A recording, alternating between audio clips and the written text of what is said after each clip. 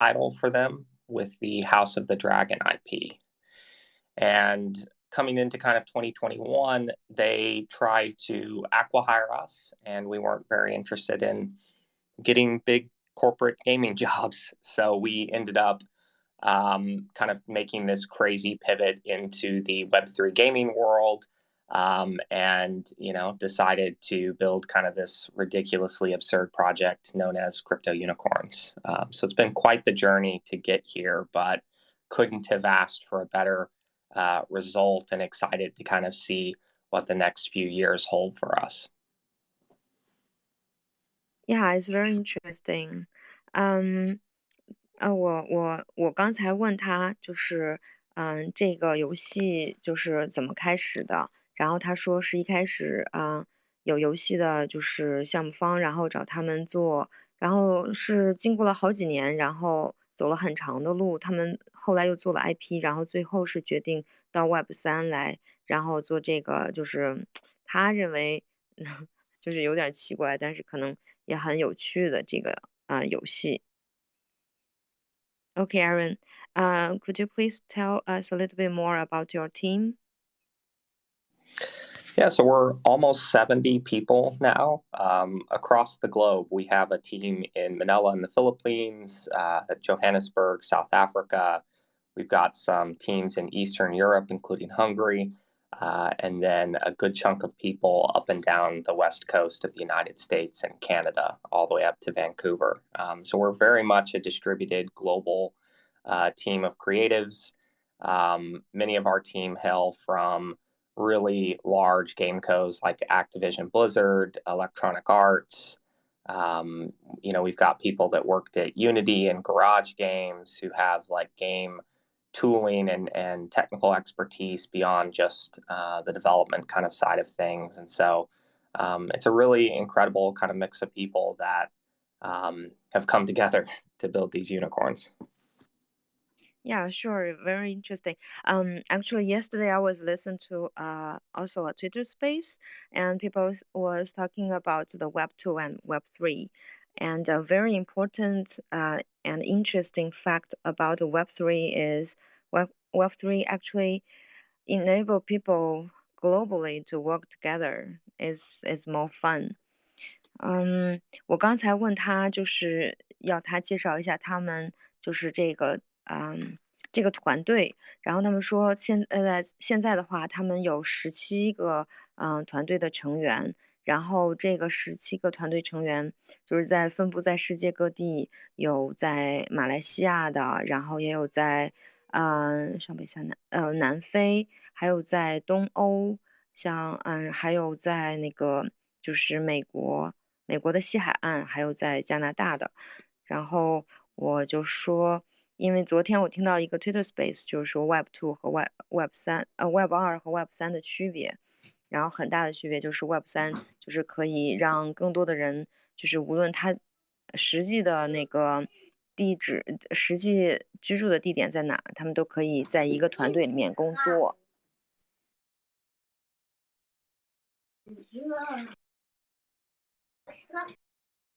And also the tokenomics. Sure. Hmm. Yeah, the game idea, I had actually wrote a very simple spec for this game way back in 2018. I had played CryptoKitties and, well, played. I had collected a CryptoKitty and then realizing that there wasn't much of a game to play, thought that there might be an opportunity to do, to build a game. And the original idea for Crypto Unicorns was very simple. It was effectively a racing game. So it would have been really similar to something like probably a Zed Run or maybe even a Pegaxi. And we ended up kind of shelving it at the time because a number of reasons, but predominantly one being just seeing what happened to CryptoKitties in terms of just completely clogging Ethereum mainnet, as it became kind of successful. So it like choked on the platform that was supposed to enable it. And so fast forward to 2021, and as I mentioned, we were not interested in kind of getting acqui-hired by Warner Brothers and wanted to continue kind of making games on our own. seeing the success that Axie Infinity was having in 2021 to us really signaled that there was an enormous opportunity to come and build games in the kind of Web3 space. And looking at successful like profile pick projects like Bored Ape Yacht Club and CryptoPunks and Meebits and CyberKongs and Crypto Toads and all of these different projects. If I Yeah. saw a pattern between them, it was that they all were a bit absurd, a bit on the nose, not taking themselves too seriously, and just really trying to lean into something that was like fun and whimsical and entertaining. And so picking kind of the crypto unicorns spec off the shelf and handing it to the Laguna team today and basically saying, hey, what can we do to build something in this space? And I give full credit to the wonderful team that we have for taking it and kind of building everything that we see today. And I like to think that Crypto Unicorns has leveraged a lot of different things that we've done in the past, whether it's Forex strategy, MMOs, or even team RPG games. We've brought a lot of those elements, those design elements into what we've built here. And it's one of the reasons we have a farm sim as kind of the core loop of the game and all those things. I'll pause there and then I can talk about token economics after you've done a translation. Sound good? Yeah, thank you very much. It's very Cool. considerate. 所以我问他就是，他们怎么就是开始的这个 crypto unicorn 的，这个想法，然后还有之后 token 经济模型。然后他先回答了第一个问题，是说他们最开始是开始做的一个游戏是 Crypto Kitty，然后，因为那个时候没有太多的游戏可以玩，然后，然后这个游戏很成功，然后就在那个以太坊的，就是以太坊链上就是非常成功，然后就是造成了主网的拥堵。然后呢，他们就是开始就是建立就是开始创了这个游戏。然后一开始的想法是只是做一个赛马的游戏，然后后来2021年的时候，去年阿谢特别成功，然后他们看到了这个信号，看到了就是觉得这个在 Web3里这个游戏会是下一个热点，所以他们就开始就是继续做这个游戏。然后之后呢，他们因为很多 NFT 就像是之前火的什么那个无聊猿，还有 Punks，然后就这些，他们是觉得他们的这些成功的那个头像，像我们就感觉就是非常诙谐，非常有意思，然后会让大家觉得很搞笑的，所以他们就用了那个小独角兽的这个形象。然后，嗯，之后他们还就是也加入了很多就是那个叫什么 farm 是嗯，就是那个就是 farm，然后还有各种其他的元素，然后在这个游戏里边，他们之后好像对对对，他们就是加入了有，it's like it's really like a XC killer，so cause it you can farm there，就是你可以耕作，就是你可以种田，就你买了地可以种田，因为 XC 它没有卖地的嘛，对吧？然后呢，然后你还可以那个什么，就是你还可以赛马。racing horse，然后你的就是马那个小宝宝，就是一开始是小宝宝，你要把它养大嘛，然后你要吃你地上种出来的农作物，然后呢，你还有就是你可以就是比如说你要是升级，然后你还要买一些其他的一些卡碎片，然后你的马有各种的这个就是它的什么属性点，你的属性点的话，然后就是你吃不同的果实，可以让你的属性点在成年之后这个更凸显出来。有的属性点是说它会，因为这个马它还得给你打工，就是它可以生产，或者是它还可以去赛马，就是不同的马有不同的种类，就可能有的马比较适合赛马，有的马适合去farm。对对对。Okay, Aaron. Actually, Maury is playing with the game obsessively playing with this game. So she talked a lot more about the game, the raising the farm, and how to raise the crypto babies. Yeah, I appreciate that. Doing my job for me. It's always really helpful. Spreading one evangelist, or we're spreading one evangelist at a time. Yeah. So I guess quickly on the tokenomics, we have a 2-token system. The first token is Unim, or unicorn milk, which is our consumable currency, our commodity currency. It's infinite mint, infinite burn token, designed to facilitate a bunch of different activities in game. So it's used to both breed and evolve your unicorns. So once you breed, they hatch as babies, and you then have to evolve them into adult unicorns. And then in addition to those 2 sinks, Unim is useful in a number of crafting materials, which are necessary to progress and upgrade the buildings on your farms. So right off the bat, we have a lot more sinks in place versus other competitors in the space. And the other token is Rainbow token, RBW, which is our governance token. You can stake that token to receive SRBW, which is our voting token. You can go and vote. Our first vote is actually currently live on Snapshot right now. And in addition to staking and governance participation, the token is also leveraged internally in our Rainbow Token Marketplace, which is a marketplace inside of the game in which you can buy and sell bundles of items and materials for Rainbow tokens. So we've kind of made it the unit of exchange in our underlying economy, which is pretty different from other games and is an experiment that we're pretty excited to kind of see play out. Yeah, it's very interesting. So you have your own platform for trading this Rainbow token. Trading them with soft currencies in the game itself. So it's almost like an off-chain AMM that is completely focused on our game economy, right? So one player might sell a bundle of cloudberries and get a few rainbow tokens as a result. That will slightly adjust the price downward because there's more supply of those cloudberries on the market. So some other player looking to purchase cloudberries might purchase that day at somewhat of a discount. And so, it comes from my love of economy simulator games and kind of putting a live and real economy at the center of our game. Wow, very cool.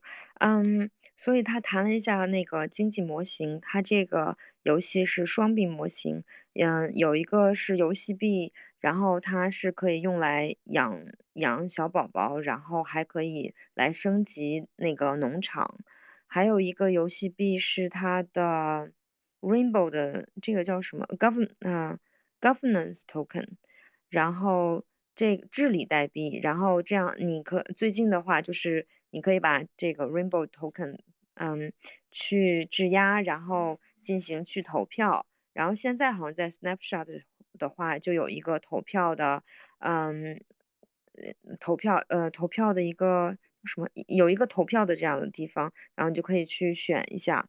然后还有就是它这个 token 的话它有自己建了一个自己的交易平台，然后你可以用这个Rainbow token 去换浆果，这样的话就是在游戏里边的人，然后就可以互相置换，对吧？是不是毛瑞？你再补充一下。对的，就是，它那个就是，其实它跟 Axie 是一样的，有2个 token，一个是游戏内的，一个是游戏外的。然后我分享一个它的 token 的文章，然后我把这个文章给分享过来。然后游戏内的治理代币其实就是各种游戏内消耗场景。Tokenomics graph upstairs, so you could check it out. 然后就是你可以，这个是之前写的，已经几个月了，现在有点不准了。其实现在他们那个，因为跟海外的各大社区都做了那个联合活动，特别的猛，所以说，就是2个 token 其实跟那个 Axie 是一样差不多的，但是它加入了一些 farm 和赛马、耕农作，然后种田的各种机制。其实它 play to earn 的 token 比 Axie 要少，但你在游戏内消耗的 token 会很多，这样形成的经济模型会非常牢固。这个游戏会比 Axie 的生命周期要长非常多，而且它里面有点像 Step N， 就是你因为是参加各种博弈游戏，比如说像赛马或者是农作。就是你可以去交易，然后去耕种，你会产出像 Step N 那种就是惊喜，就是开出不同的宝石，然后就等于说你有了一个怎么说，类似于抽奖或者是赌博，看看你自己是飞球还是说你是欧皇，然后你可以在游戏的同时得到一些惊喜，然后这些都是 Axie 没有的，我觉得挺好的。Yeah, okay. Yeah, we can continue, Aaron. So okay, Aaron, do you want to talk about a little bit more about your project and maybe something I missed, and then we will start to take the questions from the audience. Yeah, sounds great. I mean, I'll just kind of end with a little bit of roadmap stuff. Obviously, May 2nd is the launch date. We're launching the farming simulation, so you'll be able to take your land NFTs and your unicorn NFTs and kind of put the unicorns to work on your farm. That will also include the nursery, which allows you to breed, hatch, and evolve your corns, as well as, of course, the Rainbow Token Marketplace. So you can begin kind of trading resources and materials back and forth. The rest of the quarter is going to be hardening, quality of life updates, as well as the launch and release of jousting. Somewhere in the middle of that, we also have neighborhoods, which is a social feature that will let you kind of take your land and place it on a map with other players in your guild or friend group. And we're very excited to kind of kick off a whole series of kind of social features that are going to be built on top of that kind of sandbox experience of you piecing together a world out of your land tiles with your friends. So I'm extremely excited to see that carry forward.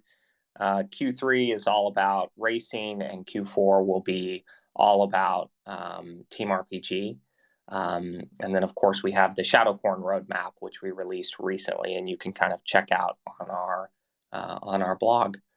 So exciting year, a ton of stuff happening and coming down the pipeline. And yeah, we're very, very excited to see it to kind of completion and really, I think, enter 2023 in a position as one of the top projects in the space. Yeah, we So yeah, believe that will excited for be. questions. Yeah, I think that will be true. Like we all play with it, and we see the tokenomics and the roadmap. We also believe that it will be a big hit in 2023. 我翻译一下，我问他就是还有什么要补充的，他说了一下他们的 roadmap。从5月份他们会开始，5月3号他们开始，会有新的那个就是叫地的 NFT 发售，然后这样之后还大家就是可以在那上面养小马，然后他们之后的就刚才说的就是在游戏内进行置换的这个平台也可以开始用了，然后大家可以在那里边就是用那个 Rainbow Token 可以置换你想要的东西，然后后来之后他们还会有那个就是用他们的地还会像 Sandbox 一样，就是拼几块拼成一块大的地，应该是3块拼成一块大的地吧。然后这个第3季度的话，他们就是这个项目主要是开始赛马了。明年的话之后他们还有一个 Shadow Unicorn 影子小。Yeah, I staked my unicorn to earn some Shadow Unicorn X. So actually, I have like 6 Shadow Unicorn X. Nice. That's going to be a lot of fun over the course of this year. Yeah, and also, actually, the Dolphin teacher also, they only invest for like 4 GameFi projects, YGG, Axie, aluminum and crypto unicorn. So, could I ask why they like how they find your team and invest for your project? Yeah, we met through mutual friends. The Bitcraft team, shout out to Jasper and Scott and Malta. They introduced us to the Delphi crew, and Pierce, who is on the Bitcraft team, is also a member of Delphi. And so that was kind of the connection. I first met the Bitcraft crew, and then through Pierce and kind of intros from Jasper and stuff, met the Delphi crew, and definitely couldn't be happier with kind of seed investors, the seed investors that we got. It's a really phenomenal crew. Yeah. Also, I like. Did they try to find like an XC killer to the next XC killers? Do you think the I guess unicorns to be a little more friendly, the way I think we're all looking at it, and this is I think important for anyone in the space to understand, is like crypto gaming, Web3 gaming was just over 4 billion last year, and yes, that was predominantly Axie.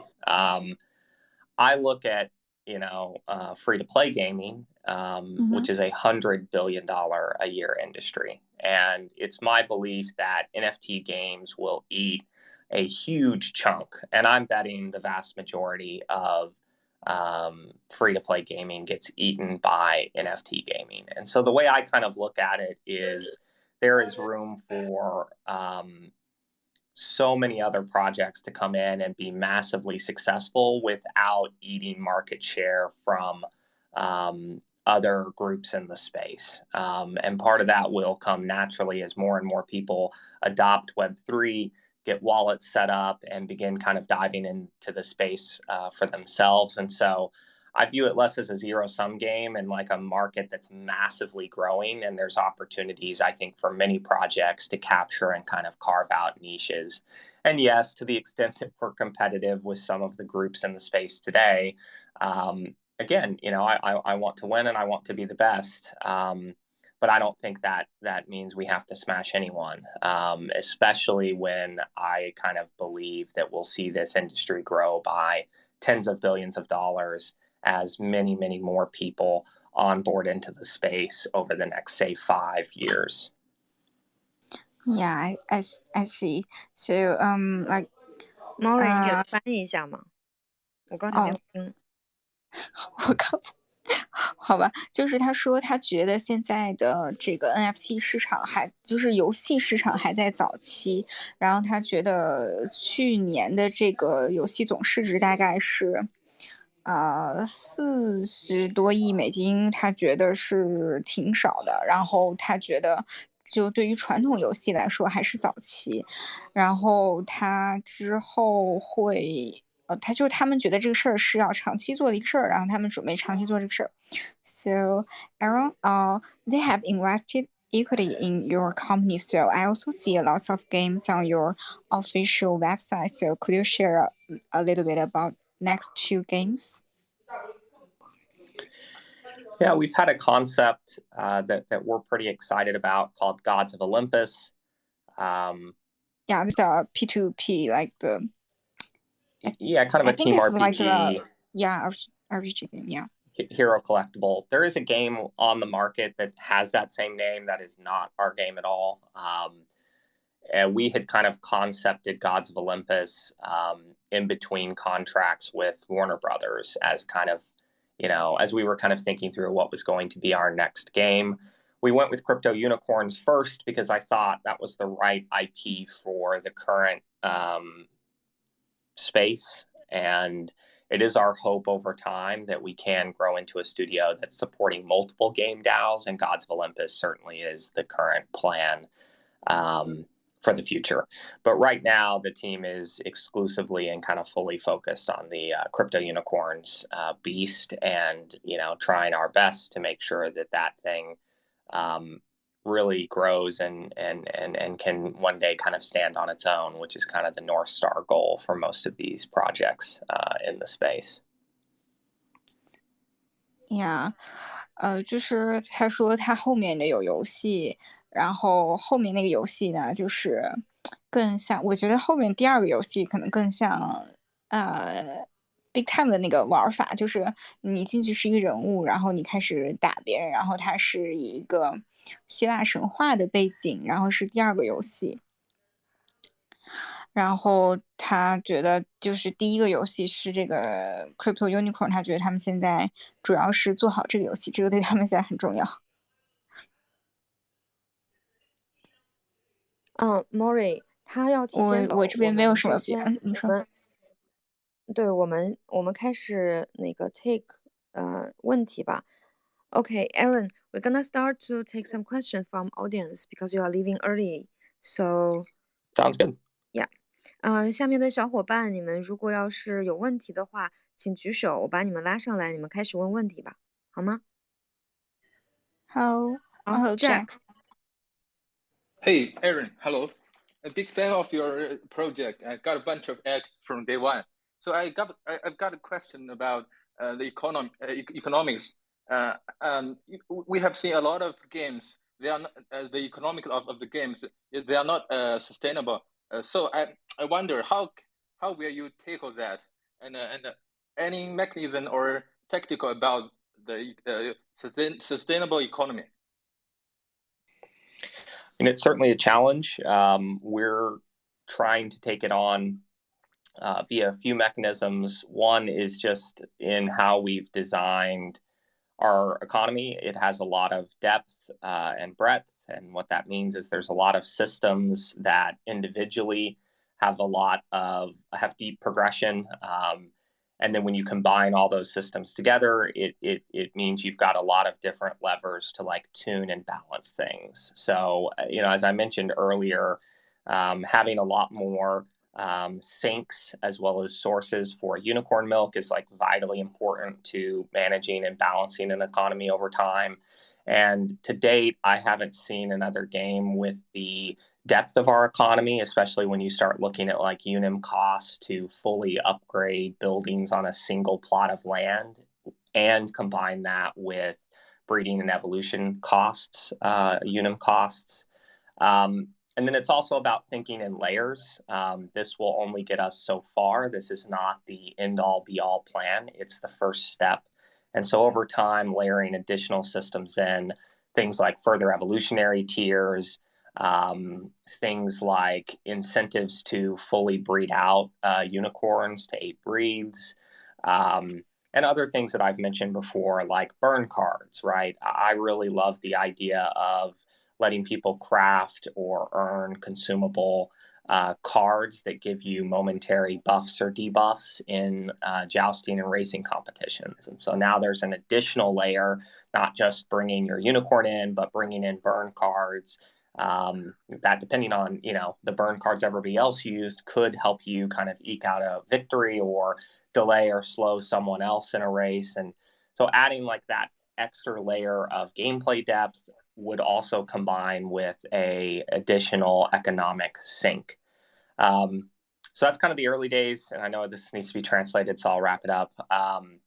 The final kind of piece that's important to understand is what works for the economy early on is not necessarily going to work forever. And so we've kind of broken out the economy development or growth in 3 phases: the growth phase, a transition phase, and a maturity phase. In the growth phase, yes, you can get away with a lot, especially if you're able to continue to onboard new DAO. We have put in place systems, which I just mentioned, which should give us a pretty solid foundation to balance things. When you enter the transition phase, it's less about inflating or breeding more unicorns. It's more about optimizing the ones that you have. So further evolutionary tiers, things like runes, maybe even equipment, those kind of things where people begin to reinvest in the unicorns that they have versus, just continually inflating supply. And then you also introduce things like burn mechanisms. The shadow corns need soul crystals, which require you to burn an actual unicorn, right? So that creates a deflationary mechanism on the economy. And again, that transitional phase should lead to a point of maturity. And in the maturity phase, obviously, you continue to focus on treasury inflows. Hopefully, we're at a scale that would support things like brands coming in and bringing value into the ecosystem beyond just players purchasing NFTs and things of that nature.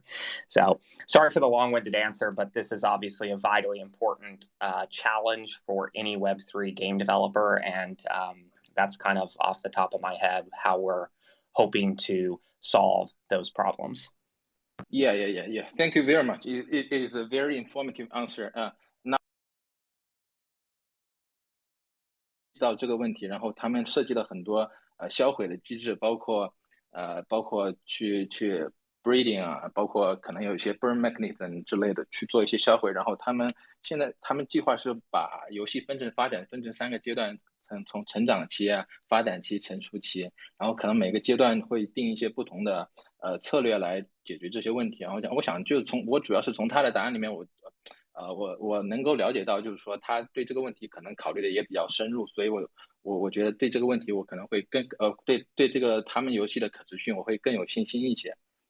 对，好，你翻译的很棒，就和我记的笔记差不多，我没什么可补充的了，你继续问吧。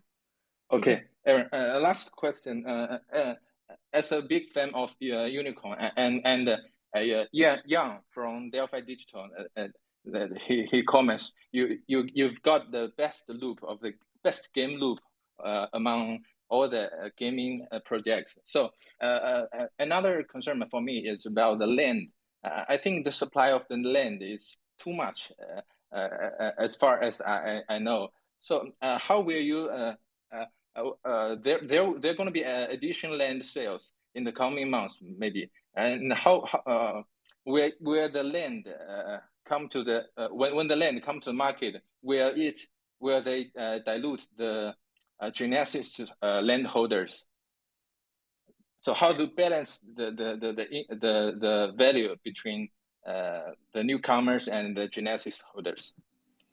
Yeah, so it's really important to understand that we've specifically done this to dissuade people from just passively sitting on land. That is one of the dumbest, most frustrating things that I see in the space today that was kind of born out of the idea of these profile pick projects where if you just got lucky enough to get in on the mint, it would grow in value. And that's a silly thing that we have to break. We're going to force you to play. So I say that because if you're a landholder just sitting on a piece of land while other people are putting, their unicorns to work on land and upgrading their land, like they will have land of a higher level. It may be the same class, but they may have land level 5 or all the way up to land level 10. That land will be much more valuable on secondary markets. And so we're not going to run any direct NFT land sales. We have a system called keystone. So current land holders have the ability to craft a keystone in the workshop, and you can take that keystone out. It is actually an NFT that you could trade with another player, or you can take it to the land vending machine and purchase land from that vending machine. Each class of land will sit on a bonding curve, and every time someone makes a purchase at the land vending machine, it will slightly increment the price in Ethereum. So you bring a keystone, a little bit of Ethereum in, you're able to purchase that, that land. We're designing this system as a way to test the idea that a game economy should naturally be able to grow supply to meet demand. So I am going to disagree with one thing you said, which is that 1 million land plots are too many. We're trying to get, millions of people into the game, and I don't necessarily think that every single person will want to play the farm sim, and that's kind of the beauty of our game, is you could just play jousting or racing or team RPG or all 3 of the battle loops and not land. But especially when you look at, most people will probably have several plots of land. You're really only talking a couple 100,000 players, and there's demand for the entirety of that 1 million land plots. But again, to kind of counteract, I think, the issue that you're worried about, the supply, the inflation of new land is actually controlled by the current landholders. And that's an interesting experiment. If everyone's greedy, the game likely collapses because new players don't get in, right? And that's kind of the funny part.